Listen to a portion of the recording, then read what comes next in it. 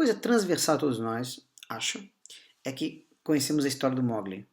O Mowgli nunca, diz a lenda, né, nunca ouviu um ser humano falando. Então, ele aprendeu ouvindo os lobos e passou a imitar perfeitamente os lobos, apesar de ter outra constituição física, né, cordas vocais diferentes, boca diferente, etc. Apesar de ser de outra raça, um animal de outra raça, ele se comunicava na perfeição com o lobo.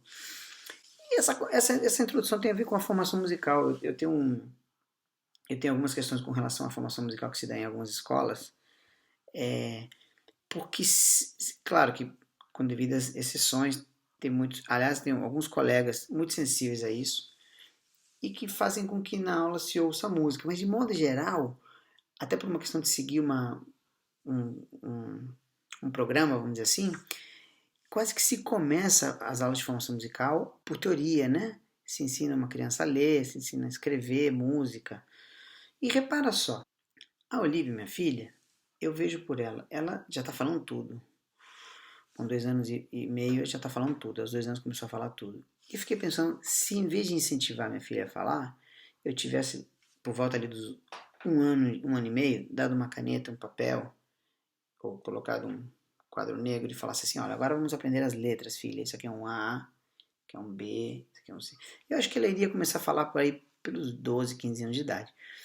Porque isso é uma espécie de trava da comunicação, não é verdade? Como que eu posso ensinar alguém que não fala a escrever?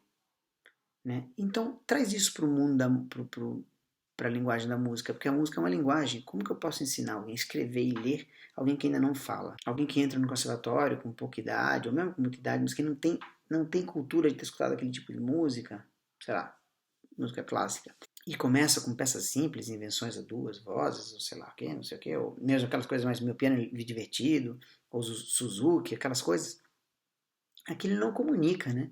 Porque aquilo é um idioma que tem que haver muita disposição para em diante. Por isso que eu conheço muita gente que desiste do estudo do piano. Eu acho que pode passar um pouco por aí. É como querer alfabetizar alguém que ainda não fala. Eu acho que primeiro tem que se aprender a falar. Né? Isso é uma questão muito importante. Parece trivial o que eu estou falando, mas deveria se incentivar o aluno a ouvir numa aula de formação musical. Deveria audição.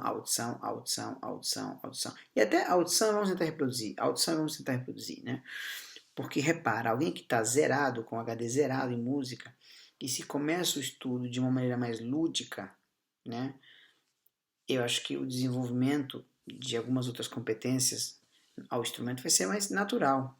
A improvisação, o tocar de ouvido, eu ouço, assim, falando, eu não tenho ouvido para tirar de ouvido. É que todo mundo tem ouvido. Outro dia um aluno disse, eu não tenho ouvido. Eu falei, nariz? Ele, ouvido. Nariz? Não, nariz não, ouvido. Eu falei, você ouviu o nariz? Você disse nariz, professor. Eu falei, então você tem ouvido. Você ouviu eu falando alguma coisa. Quer dizer, tirar música, basicamente é ouvir e tentar reproduzir. Depois tem aquela coisa, né? O hábito.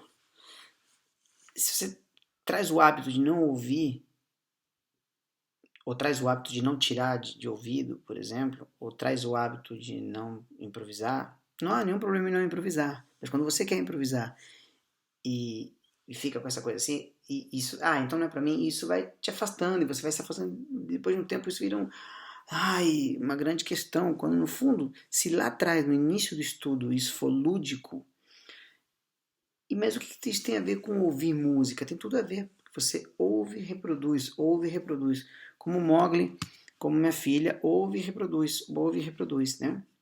E também a questão de ser incentivado a isso, né? De ser incentivado a estar no instrumento. E claro, se está numa escola, você tem que aprender a teoria e tal.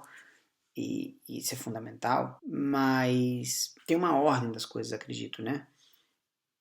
Que se essa ordem for atropelada, depois, lá na frente, temos alguns bloqueios para resolver alguns grandes problemas. É mais fácil alguém que já tem afluência com o instrumento, depois ter que correr atrás, estudar teoria e tal, do que o contrário. É mais fácil alguém aprender a falar húngaro cedo do que velho, que é difícil pra caramba. Então, Mas é claro, é possível. Se eu quisesse hoje, sei lá, ganhar uma bolsa para morar na Hungria, mas tem que ser em húngaro. Poxa, é muito difícil o húngaro, viu? Mas depende da minha vontade. Agora, vou ter mais dificuldade do que uma criança. Então, e quando eu digo criança, pode ser uma pessoa com 90 anos que começa a estudar piano, ou música de maneira geral. Se isso começar de maneira mais lúdica, o disso vai ser muito mais rápido, né? Muito mais divertido, né?